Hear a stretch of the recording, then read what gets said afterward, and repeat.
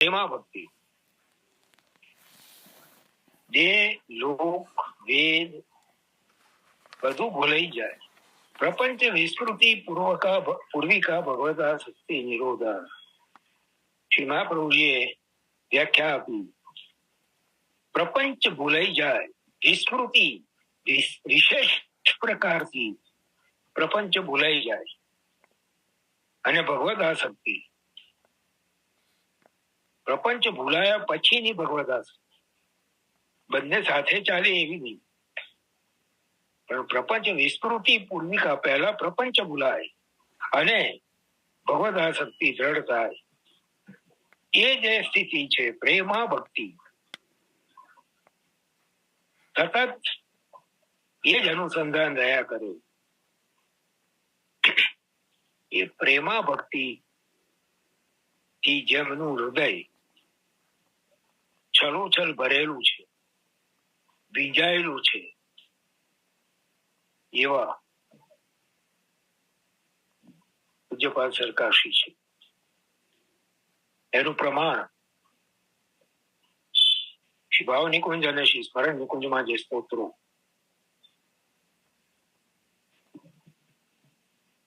પ્રગટ થયા છે એનું રસપાન કરતા એમાં આપશ્રીની કલમ દ્વારા જે ભાવો પ્રગટ થયા છે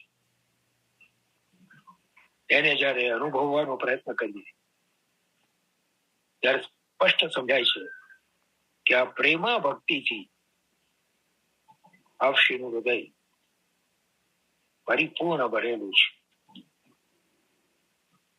અને એનો પડઘો એના પછીના નામમાં આવે છે. શ્રી સ્તોત્ર વ્યાજેન અંતરાનુભૂતિ સંકેત પ્રદાત્રે નમઃ. स्त्रोत्र माध्यम થી अपने स्त्रोत्रों की रस प्रचुर प्रस्तुति के द्वारा अपने अंतःस्थल में अनुभूत लीला प्रसंगों को संकेतित करने वाली. ડગલે ને પગલે હમણાં જે આગળના 52મા નામમાં જે વાત કરી એ જ વાત અહીંયા પણ લાગુ પડે છે. ડગલે ને પગલે જે વર્ણન આપે લીલાઓના સૂત્રોમાં કર્યા છે એને જયારે સૂક્ષ્મતાથી સમજવાનો પ્રયત્ન કરીએ છીએ ત્યારે સ્પષ્ટ પ્રતીતિ થાય છે કે જેમ અષ્ટસખા હોય પ્રભુની રસમય લીલાઓના દર્શન કરીને એને કીર્તનોના માધ્યમથી પ્રગટ કરી છે, એમ આપશ્રીએ પણ એ અનુભૂતિઓ જે પોતાના હૃદયમાં લીલાઓની લીલા પ્રસંગોની થઈ છે એનું જ વર્ણન પોતાની લેખીની દ્વારા પોતાના સ્તોત્રોમાં કર્યું છે. સ્મરણ નિકુંજમાં પાછળ આપશ્રીની રચેલી 2 અષ્ટપદીઓ છે. આની પણ વાત આપણે કદાચ પહેલા કરી ચુક્યા છીએ. જેમ શ્રી ગુસાઈજીએ અષ્ટપદી રચી છે જે આપણે ખેલના દિવસોમાં કહીએ છીએ એવી જ વસંત રાગની અષ્ટપદી 2 છે પૂજ્યપાદ સરકારશ્રીની રચેલી સ્મરણ નિકુંજમાં પાછળ આપેલી છે. એને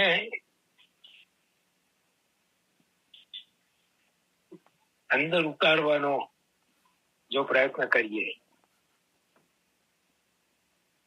તો સ્પષ્ટ સમજાય છે કે જાણે પોતાના નેત્રો સમક્ષ પોતાના જે આંતરચક્ષુ છે એના દ્વારા એ વસંત ખેલની લીલાનું દર્શન કરી રહ્યા છે અને એનું જ વર્ણન આપ કરી રહ્યા છે. આ આપના ભાવાત્મક વ્યક્તિત્વનો પરિચય આપણને આ નામો દ્વારા પ્રાપ્ત થયો. હવે આપશ્રીનો જે એક કુશળ પ્રબંધક મેનેજમેન્ટ એક્સપર્ટ જે આધિભૌતિક પાસું છે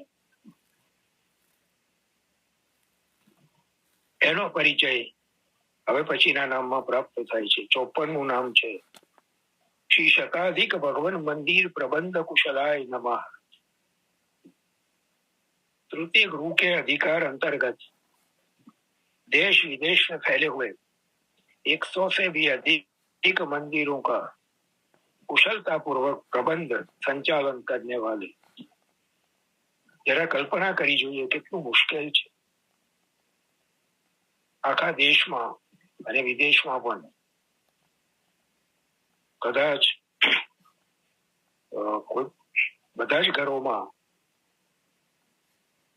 આટલા મોટા પ્રમાણમાં અને આટલા મોટા વિસ્તારમાં ફેલાયેલા મંદિરો કેવળ તૃતીય ગૃહમાં જ છે એવું મારી સમજ છે.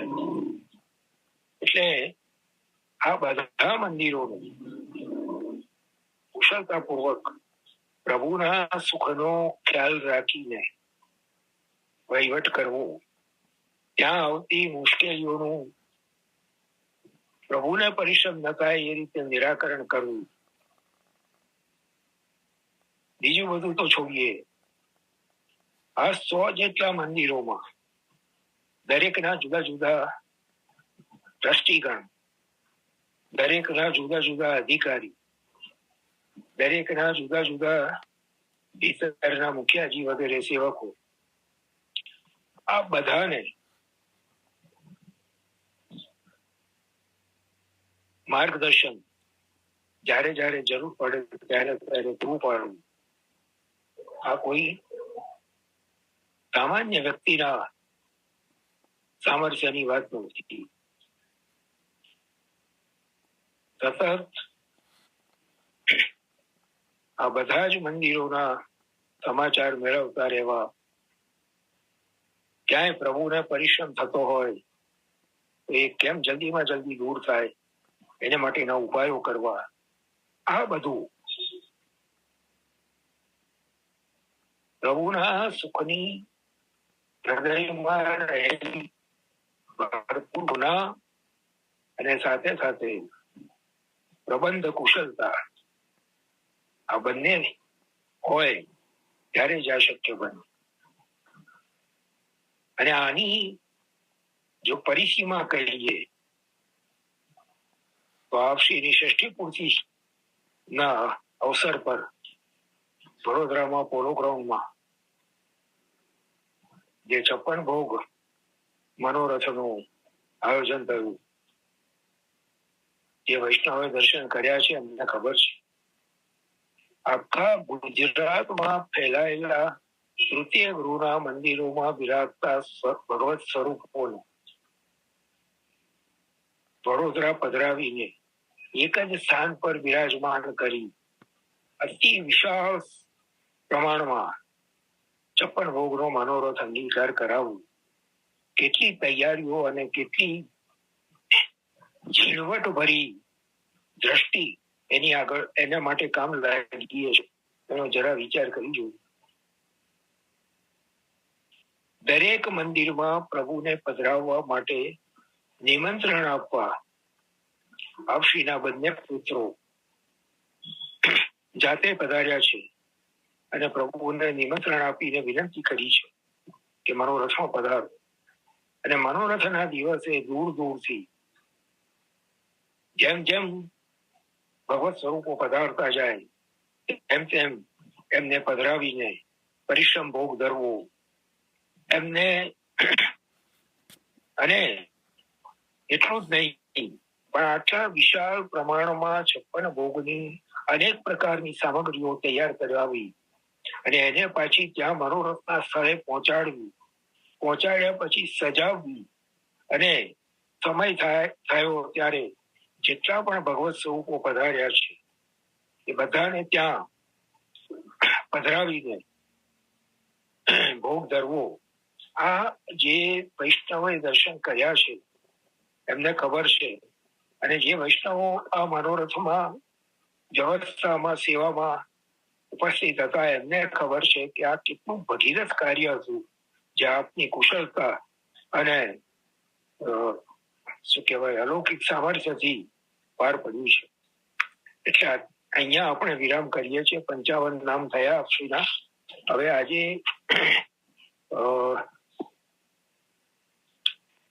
યોગાનું યોગ એવું બન્યું છે, બે વૈષ્ણવોના લગભગ એક સરખા પ્રશ્નો આવ્યા છે. એમાં એક વૈષ્ણવના પ્રશ્નનું તો સમાધાન થઈ ચૂક્યો છે. પ્રશ્ન એ છે કે વૈષ્ણવનું નામ નથી દેતો. પ્રશ્ન એ છે કે વૈષ્ણવના પોતાના પિયરમાં અને સાસરીમાં બંને ઠેકાણે સેવાનો ક્રમ તૃતીય ગૃહની પરંપરા પ્રમાણે ચાલે છે. એ વૈષ્ણવને કોઈ કારણોસર બ્રહ્મ સંબંધ તૃતીય ગૃહથી પ્રાપ્ત ન થઈ શક્યું અને એમણે એક અન્ય ઘરમાંથી બીજા બાળક પાસેથી બ્રહ્મ સંબંધ પ્રાપ્ત કર્યું. હવે એનાથી આગળ બીજો મુદ્દો એ છે કે એમની દીકરી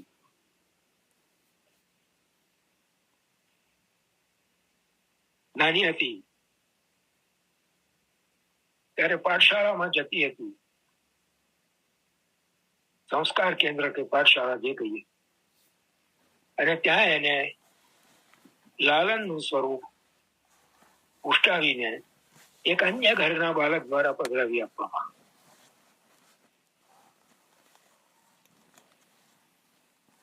હવે ત્રણ ઘરનું, ત્રણ જુદી જુદી પરંપરાઓનું મિલન અહીંયા થયું છે. હવે બેનનો પ્રશ્ન એ છે, કારણ કે ગયા અઠવાડિયે જે ગિરીશભાઈના પ્રશ્નના સંદર્ભમાં આપણે ચર્ચા કરી એટલે એમના પ્રશ્ન થયો સ્વાભાવિક છે. એમનો પ્રશ્ન એ છે કે અમારે ત્યાં જે પ્રભુ બિરાજે છે એમની કઈ ભાવના કરી અને સેવાનો ક્રમ કઈ રીતે રાખવો. બહુ અટપટો પ્રશ્ન છે બેન. આમાં મારું તો મંતવ્ય એ છે કે આપ તૃતીય ગૃહના તિલકાય શ્રી વાગીશ કુમારજી મહારાજશ્રી પાસે જઈને આપની આ પરિસ્થિતિનું નિવેદન કરો અને આપશી જે આજ્ઞા આપે એ પ્રમાણે પછી આગળ ક્રમ રાખો. એ જ વધારે સારું રહેશે અને પ્રભુને પણ સુખ થાય, પ્રભુને પ્રસન્નતા થાય એવી રીતની વ્યવસ્થા એ આપશીના માર્ગદર્શનથી જ ગોઠવાશે. આમાં કોઈ વૈષ્ણવનું મંતવ્ય કામ લાગે એવું નથી. બીજા બહેનનો જે પ્રશ્ન હતો એમનો પણ આવો જ હતો. એમનું બ્રહ્મ સંબંધ તો તૃતીય ગૃહમાં છે. ઠાકોરજી પુષ્ટાવવાના સમયે તૃતીય ગૃહમાં બાધક આવ્યું અને એમને વિદેશ પાછા જવાનું હોવાથી એ ઠાકોરજી અન્ય ઠેકાણે પુષ્ટાવીને વિદેશ જતા રહ્યા. એટલે એમણે જે હમણાં મેં આ બેનને મારી સમજ પ્રમાણે જે નિવેદન કર્યું એ જ પ્રમાણે એ બેને બહુ યથાયોગ્ય જ કામ કર્યું. ફરી જયારે ભારત આવ્યા ત્યારે પ્રભુને પધરાવીને આવ્યા. વાગીશ કુમારજી પાસે પ્રભુને પધરાવીને ગયા. વાગીશ કુમારજીએ પ્રભુને ગોદમાં પધરાવીને પોતાને જે કંઈક પ્રભુ સાથે સંવાદ કરવાનો હતો એ કરી લીધો અને એ બેનનું સમાધાન કરી આપ્યું. એટલે આ જ સાચો એનો ઉપાય છે. એ સિવાય બીજો કોઈ ઉપાય આમાં કામ લાગી શકે એમ નથી. એટલે મારું એક નિવેદન બીજું એ પણ છે કે હવે પછી આ વિષયમાં કોઈ વૈષ્ણવ કોઈ પણ સલાહ આપે તો એને બદલે આપણા ગુરુદેવ પાસેથી જ માર્ગદર્શન મેળવીને એ પ્રમાણે આખર કાર્ય કરીએ એ જ વધારે ઉચિત છે અને એ જ પ્રભુને પ્રસન્નતા આપનારું થશે. એ વાત સમજી લેજો. સારું. આજે વૈશાખ સુદ પાંચમ, એક રૂમાં તો 56 ભોગનો ઉત્સવ છે, પણ સંપ્રદાય એઝ ધ હોલ પુષ્ટિ માર્ગનું જહાજ એવા સુરદાસજીનો પ્રાગટ્ય દિવસ સિંહી ગામમાં આજના દિવસે એમનો જન્મ થયો. જન્મથી જ પ્રભુએ દ્રષ્ટિનું દાન કર્યું નથી. લૌકિક દ્રષ્ટિનું દાન નથી, પણ અલૌકિક દ્રષ્ટિનું દાન થયેલું છે. આગ્રા મથુરા વચ્ચે ગૌઘાટ ઉપર શ્રી મહાપ્રભુજીના શરણે આવ્યા છે. શ્રી મહાપ્રભુજી આગળ મહાપ્રભુજીની આજ્ઞાથી જે પદો ગાવાનું શરૂ કર્યું, પતિ તન કોટી કો મોસમ કોણ કુટિલ ખલકામી, હવે મેં નાચ્યો બહોત ગોપાલ, આ બધા પદો મહાપ્રભુજીએ કંટાળીને રોક્યા.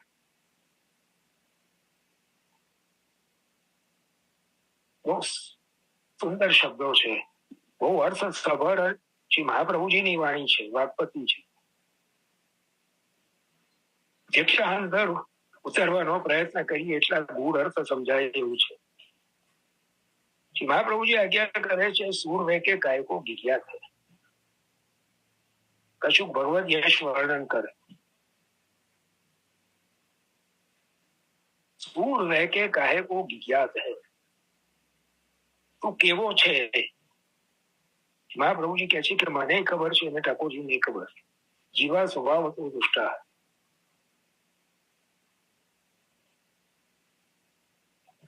ખબર છે, એના રોગણા રડવાની જરૂર નથી.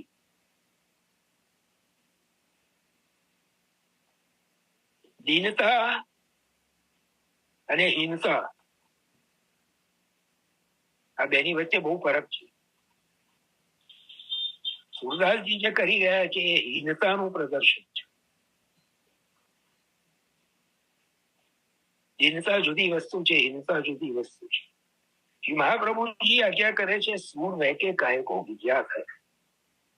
સુરદાસજીનું નામ સૂર છે, એક એનો અર્થ થાય, બીજો એક અર્થ થાય શૂરવીર. એટલે ગર્ભિત રીતે શ્રી મહાપ્રભુજી એમ સમજાવી રહ્યા છે કે તું તો પ્રભુનો અંશ છે, આનંદ સ્વરૂપ પ્રભુનો અંશ છે. પછી રોદણા કેમ રડે છે? કચું ભગવદ યશ વર્ણન કર. રોદણા રડ્યા કરીશ તો તારા અંતઃકરણમાં, તારા ચિત્તમાં તારા દોષો, તારી હિંતા જ ભર્યા કરશે. અને તારા દોષો ને તારી હિંસા જો તારા ચિત્તમાં ફર્યા કરશે તો પ્રભુ ક્યારે પધારશે? પ્રભુને બિરાજવાનું સ્થાન ક્યાં છે? એટલે એને ભૂલી જાય, એને કાઢ.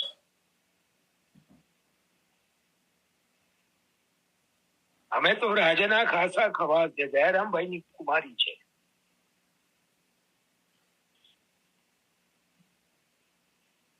પ્રભુ આગળ હું કઈ નથી, એ દીનતા છે. કઈ પણ પ્રભુના પ્રસન્નતા અર્થે વલ્લભની આજ્ઞા અનુસાર જે કઈ આચરણ થાય છે એમાં મારું કોઈ કર્તૃત્વ નથી, મારા સામર્થ્યથી હું નથી કરી રહ્યો, એ દીનતા છે. કર્તૃત્વનું અભિમાન ના આવે, કર્તાપણાનું અભિમાન ના આવે, એને માટે ચિંતા છે. પણ હીનતા, હું તો નાર્યો અપરાધી ને હું તો નાર્યો દોષથી ભરેલો અને હું તો આવો ને હું તો તેવો. પ્રભુને ગમશે શ્વાસ? પ્રભુ જયારે સામેથી આપણને અપનો કરે, ગોકુલપતિ ભરત તાહી બાથે,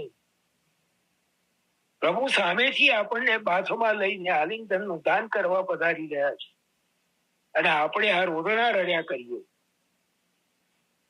તો પ્રભુના રસનું રસાભાસ થઈ જાય. અને જયારે શ્રી મહાપ્રભુએ અંગીકાર કરીને પ્રભુના ચરણોમાં સોંપ્યા, પછી હિનતા ક્યાંથી? આ સુરદાસજીના માધ્યમથી મહાપ્રભુજી આપણને સમજાવ, હીનતા છોડ, ભગવદ યશ વર્ણન. તો એ હીનતાને હૃદયમાંથી તારા દોષોનો બોધ, તારા દોષોનું અનુસંધાન, તારા દોષોનું ભાન, તારા અપરાધો એ અંદરથી કાઢીશ તો ભગવત ગુણગાન ગવાશે અને પ્રભુ હૃદયમાં વિરાશે. એટલે આ હૃદય દોષોને સંઘરવા માટે નથી, ભગવત ગુણગાન કરવા માટે છે. એવું શ્રી મહાપ્રભુજીએ સુરદાસજીના માધ્યમથી આપણને સમજાય. કશુંક ભગવત યશ વર્ણન કરે. અને પછી શ્રી સુરદાસજીએ જયારે શ્રી મહાપ્રભુજીએ દશમ સ્કંદની અનુક્રમણિકા સંભળાવી અને એ શ્રવણ કરીને જે ભગવત લીલા સુરદાસજીના હૃદયમાં સ્ફુરી, અને એમણે વ્રજભયો માર કે પૂત જબ યહ બાત સુની, સુની આનંદ દે સબ લોક ગોકુલ ગણિત ગુની. જન્માષ્ટમીની બધી વધાઈ ગઈ. એ વધાઈનો મહિમા જુઓ. તૃતીય ગૃહની કીર્તન પ્રણાલીમાં જન્માષ્ટમીના દિવસે સવારે જયારે પ્રભુના પંચામૃત થાય ત્યારે પણ એ વધાઈ ગવાય. રાત્રે જન્મ સમયે શાલિગ્રામજીના પંચામૃત થાય ત્યારે પણ એ વધાઈ ગવાય.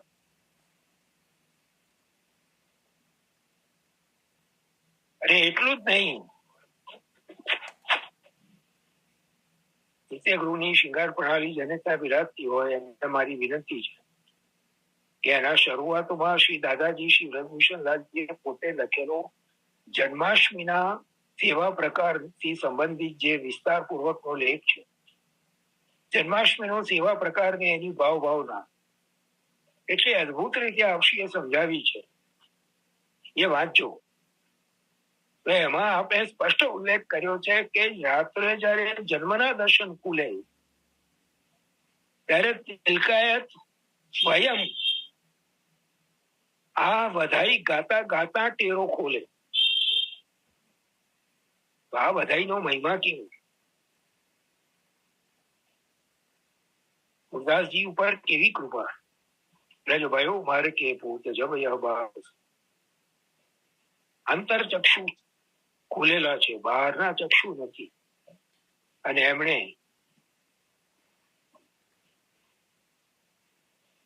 જે લીલાઓના વર્ણન કર્યા, ખાસો લાંબો સમય ભૂતલ પર બિરાજમાન રહ્યા, જે લીલાઓના વર્ણન કર્યા, અને અંતે જયારે નિત્ય લીલામાં પાછા જવાનો સમય આવ્યો ત્યારે આશ્રય પદ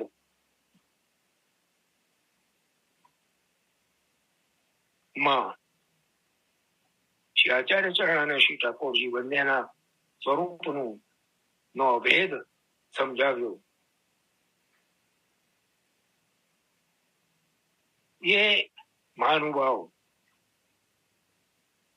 અરે પેલા ગિરાજીની તળેટીમાં દુકાન જેની હતી ને વેપાર કરતો હતો કંજૂસ પેલો વાણિયો, એને પોતે આટલો પરિશ્રમ લઈને 60 વર્ષની ઉંમરે પ્રભુના સન્મુખ કર્યો, એનો અંગીકાર કરાવ્યો. અષ્ટછાપમાંના બાકીના બધા જ મહાનુભાવો પદ રચના માટે સુરદાસજી પાસે માર્ગદર્શન મેળવવા જાય.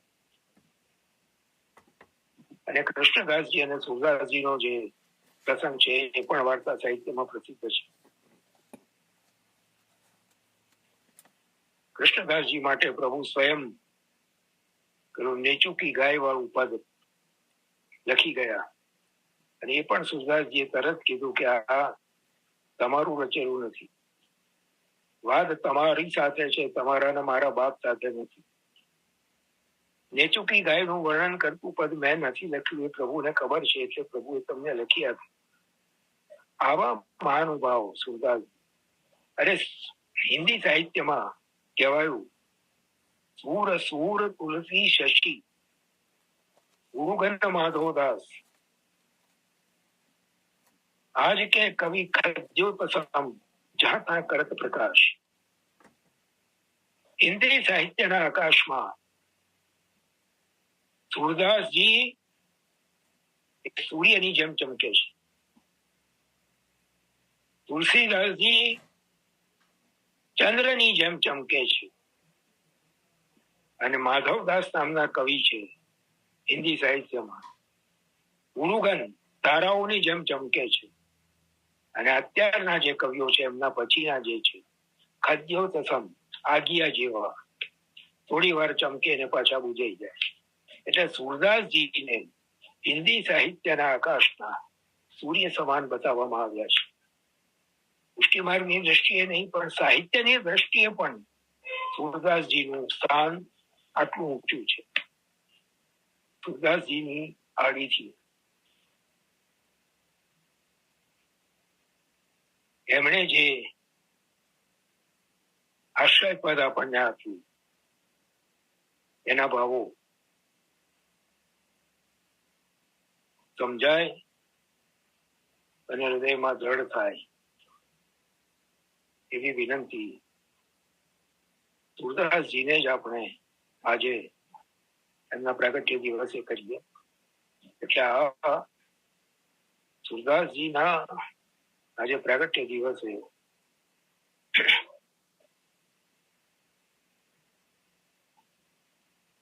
લલના હો વારી તેરે યા મુખ પર, બાલ લીલા હોય કે સખાઓ સાથેની સખ્ય ભાવની લીલા હોય કે માધુર્ય ભાવની પ્રિયા પ્રિયતમની લીલા હોય,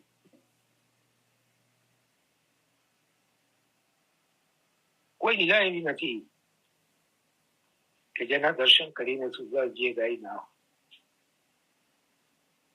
એટલે પુષ્ટિ માર્ગનું જહાજ એવા સુરદાસજીના ચરણોમાં વંદન કરીને એમણે જીવનની અંતિમ ક્ષણોમાં જે આશ્રય પદનું દાન કર્યું, એના ભાવ સમજાય, હૃદયમાં દ્રઢ થાય એવી વિનંતી. અંતિમ ક્ષણોમાં જયારે પૂછ્યું કે અત્યારે ચિત્તની વૃત્તિ ક્યાં છે, ત્યારે એમણે જે ગાયું છે, કંજન નયન રૂપ રસ માત્ર,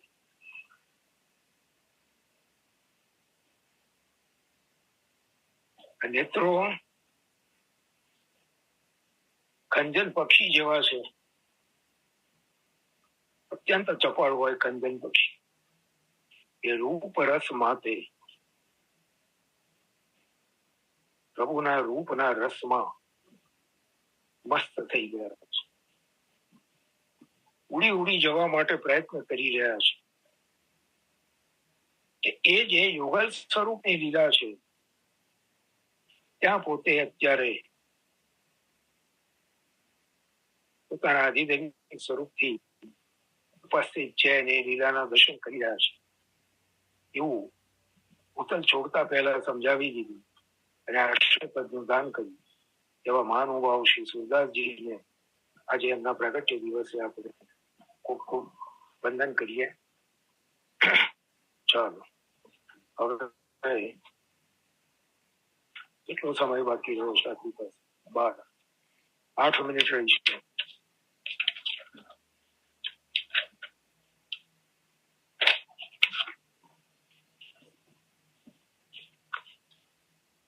ગયા અઠવાડિયે ગિરીશભાઈના પ્રશ્ન ઉપર સતીશ કાકા બોલો પ્રભુ. સુરદાસજીનો બીજો એક પ્રસંગ યાદ આવ્યો છે. અને ખરેખર એવું છે કે એમની ભક્તિની કુમારી છે, કે છે કે નિર્બલ મોહે જાન હાથ છોડાવત જાત હો. એ થોડુંક વિસ્તાર કરો એની પર. એ તો શરણે આવ્યા પહેલાનો પ્રસંગ છે. ના, પ્રભુને ઠાકોરજી જયારે એવું છે, હા એ બરાબર છે, પણ એ શરણે આવ્યા પહેલાનો પ્રસંગ છે. અચ્છા, એ વખતેથી આટલી ભક્તિ, દ્રઢ ભક્તિ. હા હા હા હા. એ ઘર છોડીને નીકળ્યા, એમના માતા પિતાને બતાવી દીધું કે ઉંદર લઈ ગયા છે સોના મોરો, પેલા ઘરના પેલા વાંસની વળીમાં સંતાડી છે ત્યાંથી કાઢી લો. અને ત્યાંથી મળી ગઈ સોના મોરો, અને ઘર છોડીને નીકળ્યા, અને રસ્તામાં એકલા જઈ રહ્યા હતા, અને ઊંડા કૂવામાં લપસી પડ્યા. એ વખતે પ્રભુનું સ્મરણ તીવ્રતાપૂર્વક કર્યું, અને એક બાળકના સ્વરૂપે પ્રભુએ પધારીને હાથ પકડીને બહાર કાઢ્યા. ઓળખી ગયા, અને પ્રભુ હાથ છોડાવીને જયારે પધારી રહ્યા છે ત્યારે સુરદાસજી એમ પ્રભુને ટોણો મારતા કહે છે કે વહાં છોડાએ જાત હો નિર્બલ જાન કે મોરી. મારી તાકાત નથી આપનો હાથ પકડી રાખી શકું, એટલે મને નિર્બળ જાણીને ભલે અત્યારે છોડાવીને જઈ રહ્યા છે, પણ હૃદય સે જબ જાઓગે તો સબલ બકુંગો તોહી. પણ જો ખરેખર બળવાન હો, એટલું જોર હોય તો મારા હૃદયમાંથી જઈ બતાવો. ત્યારે એમ કહું કે આપ બળવાન છો, સબળ છો. આ સમયની જો એક વાત છે, અહીંયા પેલો જે વરણ અને બીજનો સિદ્ધાંત છે, ભક્તિનું બીજ પુષ્ટિ જીવ તો છે જ, બરાબર છે. કારણ કે જ્યાં ગયા પેલા જમીનદારની ગાય શોધી આપી, જમીનદારે ઝૂંપડી બનાવી આપી, 2 ટાઈમ ઘરેથી ભોજન પહોંચાડવાનું શરૂ કર્યું, અને એમની ખ્યાતિ, એ કારણ કે એ વખતે પણ પદો બનાવીને લોકોને સંભળાવતા હતા, એમની ખ્યાતિ ચારે તરફ ફેલાવા લાગી. લોકો પોતાની સમસ્યાઓ લઈને સમાધાન માટે આવવા લાગ્યા. ઘણો બધો મોટો વૈભવ થઈ ગયો. એટલે પછી થયું કે હું જેને છોડીને ઘેરથી નીકળ્યો એ પાછું અહીંયા ઊભું થયું, એટલે રાતોરાત પોતે બધું છોડીને નીકળી ગયા. એટલે એ સમયથી ત્યાગ, વૈરાગ, ભક્તિ આ બધું જ એમનામાં પહેલેથી છે જ, સ્થાપિત થયેલું જ છે. એને ઓળખીને શ્રી મહાપ્રભુજીએ એને પ્રગટ કર્યું. અને જેને કહીએ ને કે એને માજ્યું, એને ઓપ આપ્યો, અને એને પોલિશ કર્યું, એને પરિષ્કૃત કર્યું, અને સુરદાસજી એમાંથી પ્રગટ થયા. સુર સ્વામી હતા ચરણે આવતા પહેલા, એમાંથી એ સુરદાસ થઈને પ્રગટ થયા. શ્રી પ્રભુના અત્યંત લાડીલા ચંપક લતા સખી.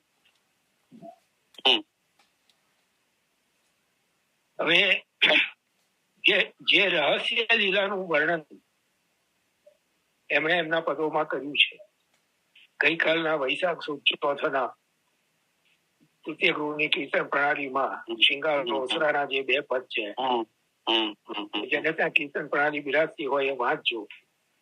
એમણે જે રસમય ગૂઢ લીલાનું વિતરણ કર્યું છે, આવું તો ભાગવતજીમાં પણ નથી.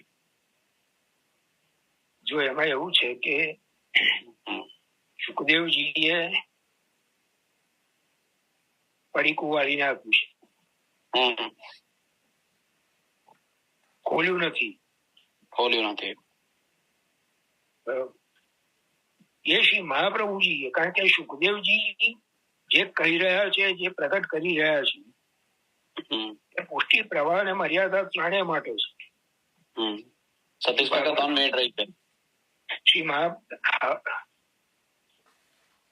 3 મિનિટ રહી છે. શ્રી ભાગવતનું જે સ્વરૂપ છે એ ત્રણેય પ્રકારના જીવો માટે છે. એટલે એની અંદર સુખદેવજીએ જેટલું પ્રગટ કરી શકાય એટલું જ કર્યું છે. એને પ્રગટ કર્યું છે શ્રી મહાપ્રભુ.